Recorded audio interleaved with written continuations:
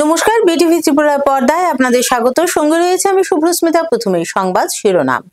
রাজ্যে হঠাৎ করে তাপমাত্রা বৃদ্ধি নিয়ে সতর্ক রয়েছে প্রশাসন, তবে এখনই বিদ্যালয় ছুটির কোনো সিদ্ধান্ত নেয়নি শিক্ষা দপ্তর, জানালেন মুখ্যমন্ত্রী। মলয়নগরে বালি বোঝাই লরি দুর্ঘটনায় নিহত চালক এবং গুরুতর আহত হয়েছেন 3 শ্রমিক। 10 টাকার বিনিময়ে জিবি হাসপাতালে রোগীর পরিবারে খাবারের ব্যবস্থা করল রোগী কল্যাণ সমিতি এবং রোটারি ক্লাব।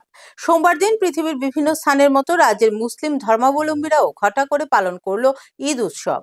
আগরতলা গোর্খা বস্তিতে বহুতল প্রশাসনিক ভবন নির্মাণ কাজ সম্পন্ন হলেই একই ছাদের তলায় নিয়ে আসা হবে একাধিক দপ্তর। এতে সুবিধা পাবেন সাধারণ মানুষ। সোমবার নির্মাণ কাজ পরিদর্শন করে এই অভিমত ব্যক্ত করেন মুখ্যমন্ত্রী। চলে যাচ্ছে বিস্তারিত খবরে। রাজ্যে তাপমাত্রা বৃদ্ধি নিয়ে সতর্ক রয়েছে প্রশাসন, তবে এখনই বিদ্যালয় ছুটির ঘোষণার কোনো সিদ্ধান্ত নেয়নি সরকার। হঠাৎ করে রাজ্যে তাপমাত্রা বৃদ্ধি নিয়ে সোমবার প্রতিক্রিয়া ব্যক্ত করতে গিয়ে কথা জানান রাজ্যের মুখ্যমন্ত্রী প্রফেসর ডক্টর মানিক সাহা। রাজ্যে হঠাৎ করে তাপমাত্রা অস্বাভাবিক হারে বৃদ্ধি পেয়েছে, যার দরুন বিশেষ করে শিশুদের মধ্যে গরমের পার্শ্ব প্রতিক্রিয়া সৃষ্টি হতে পারে এ আশঙ্কা করছে বিশেষজ্ঞ মহল। বিগত বছরেও একই পরিস্থিতি সৃষ্টি হয়েছিল, যার দরুন বিদ্যালয়ে ছুটি ঘোষণা করেছিলেন শিক্ষা দপ্তর।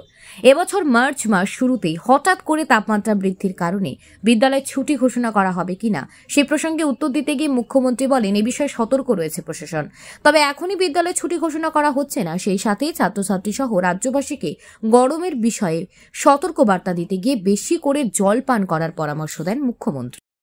জল খেতে হবে, আর যদি প্রয়োজন না হয় রোদের মধ্যে না বেরোনো, আর সবসময় বেশি পরিমাণে ডিহাইড্রেশনের দিকে যেন না যায়। সবসময় একটা ওয়াটার যদি বেশি করে খায় তাহলে ডিহাইড্রেশনের সম্ভাবনা কম থাকবে। আর আমরা গত বছরও এরকম ছিল, যখন বেশি টেম্পারেচার বাড়ে তো আমরা তো স্কুল ছুটি দিয়ে দিই। বেশি এখন অবধি তো সেই সিচুয়েশন দাঁড়ায়নি, তবে আমরা সতর্কতামূলক যা যা দরকার, আর আমাদের যে ডাক্তারবাবুরা ওনারাও বলে দিন যে কী করতে হবে, আমাদের ছোট ছোট ছেলে মেয়েদের কী করা প্রয়োজন, সেই বিষয়গুলোও বলছে। তো আমরা সতর্ক রয়েছি। তো আমরা গত বছরও সেটাকে আমরা যে নির্দেশাবলী দেওয়া হয়েছিল সেগুলোই এই বছরও